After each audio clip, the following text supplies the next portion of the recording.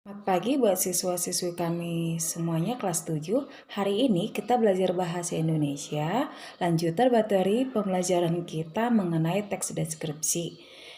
Jadi hari ini kita akan belajar mengenai kata umum dan kata khusus. Jadi saya harap kamu simak dengan baik video ataupun materi yang ada pada video tersebut, kemudian kamu catat di buku catatanmu dengan rapi. Dan besok harus kamu bawa ke sekolah buku catatan bahasa Indonesianya. Terima kasih. Kata umum adalah kata yang memiliki makna dan cakupan pemakaian yang lebih luas. Biasanya disebut dengan istilah hipernim. Nah, ciri khas objek kata umum yaitu tidak memiliki keterikatan dengan objeknya, sehingga tidak dapat menimbulkan daya imajinasi objek yang dideskripsikan. Artinya, kata umum ini adalah kata yang cakupannya luas. Apabila kita gunakan dalam sebuah kalimat, maka kalimat itu tidak akan bisa mendeskripsikan objek yang kita maksud. Karena kata tersebut merupakan kata yang umum yang dapat digunakan pada kalimat. Contoh misalnya, contoh sederhana. Pada slide ini kamu melihat ada gambar bunga, lalu di atasnya ada tulisan bunga. Nah, bunga merupakan kata umum. Artinya kata yang memiliki cakupan yang luas. Bunga seperti apa yang kita maksud? Sehingga pada slide yang kamu lihat itu ada tanda tanya. Misalnya Rina menyiram bunga. Nah, bunga yang dimaksud atau bunga yang disiram oleh si Rina tidak dapat dideskripsikan. Itu sebabnya pada slide yang sebelumnya dikatakan bahwa kata umum ini tidak dapat dideskripsikan atau objeknya tidak mampu atau tidak bisa diimajinasikan. Bunga seperti apa yang dimaksud? Pada gambar dapat kamu lihat bunga tersebut berwarna hitam dan putih. Artinya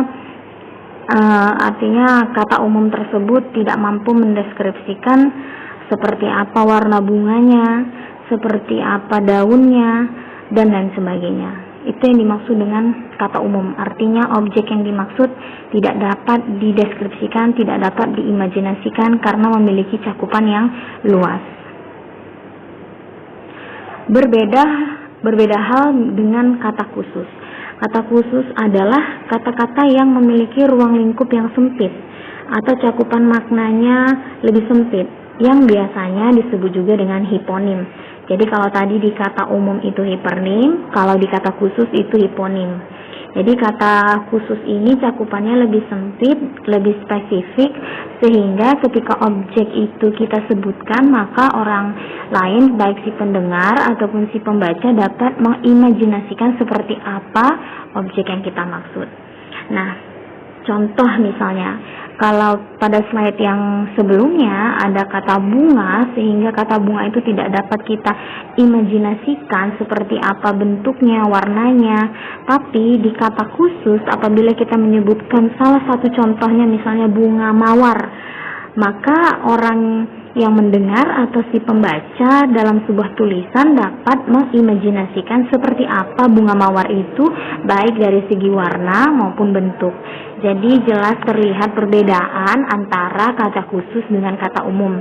Ibu ulangi sekali lagi bahwa kata khusus itu cakupannya lebih sempit, lebih spesifik, sehingga dapat diimajinasikan atau digambarkan atau dibayangkan seolah-olah kita dapat melihatnya. Nah, tapi kalau di kata umum itu cakupannya lebih luas sehingga tidak dapat diimajinasikan atau digambarkan. Nah, pada slide ini dapat kamu lihat contoh lainnya. Ada gambar harimau. Nah, apabila ada kata hewan buas, saya sangat takut pada hewan buas.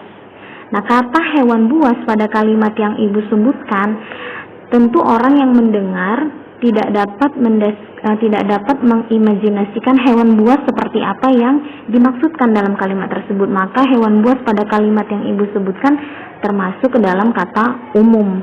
Sedangkan apabila kalimat tersebut diubah menjadi saya sangat takut dengan harimau, karena harimau merupakan salah satu hewan buas. Nah, harimau tersebut dapat kita imajinasikan seperti apa bentuknya, seperti apa warnanya, dan lain sebagainya. Nah, ini ada contoh, tadi Ibu sudah menerangkan menggunakan gambar, nah, contoh sederhananya. Nah, sekarang menggunakan kata ataupun kalimat. Nah, contoh dapat kamu lihat pada slide ini. Kata umum, mendatangi. Mendatangi memiliki cakupan yang luas. Nah, agar lebih spesifik, ada kata yang lain yang memiliki sinonim atau makna yang sebenarnya sama, tetapi memiliki perbedaan. Kata khusus, mampir, singgah, berkunjung. Nah, jelas ini memiliki persamaan, tetapi tetap ada perbedaan.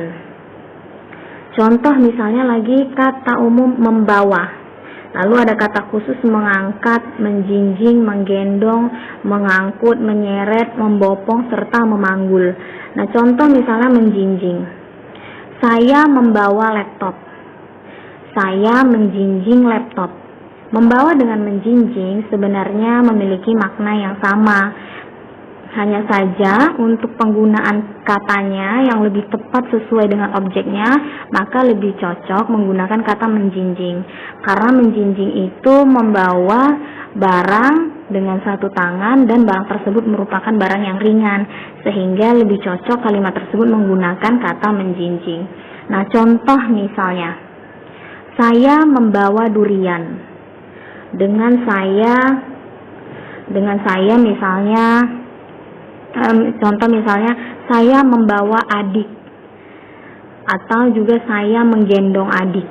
Nah, kedua hal ini memiliki sinonim, memiliki persamaan, namun ada kata yang lebih tepat untuk digunakan meskipun memiliki makna yang sama. Contoh di bawahnya lagi misalnya hewan peliharaan. Nah, hewan peliharaan ini kan cakupannya luas. Hewan peliharaan yang mana? Nah, maka ada yang lebih spesifik untuk dinamakan hewan peliharaan. Bisa kucing, kelinci, ikan, hamster, dan lain sebagainya. Nah, di slide berikut ini sudah dipasangkan atau dimasukkan ke dalam sebuah kalimat. Contoh misalnya, ayah melihat adiknya yang sedang dirawat di rumah sakit. Itu contoh kalimat yang pertama. Lalu kalimat yang kedua, ayah melirik adiknya yang sedang sakit di rumah sakit. Melihat, melirik itu memiliki persamaan, sama-sama melihat sesuatu menggunakan mata. Namun antara melihat dengan melirik memiliki perbedaan, sehingga antara umum dan yang khusus bukan hanya dilihat dari segi spesifik, bukan hanya dilihat dari segi apakah ini bisa diimajinasikan atau tidak, namun juga harus dilihat objek tersebut cocok tidak digunakan kata tersebut. Apakah lebih cocok yang ke umum atau lebih cocok ke yang khusus.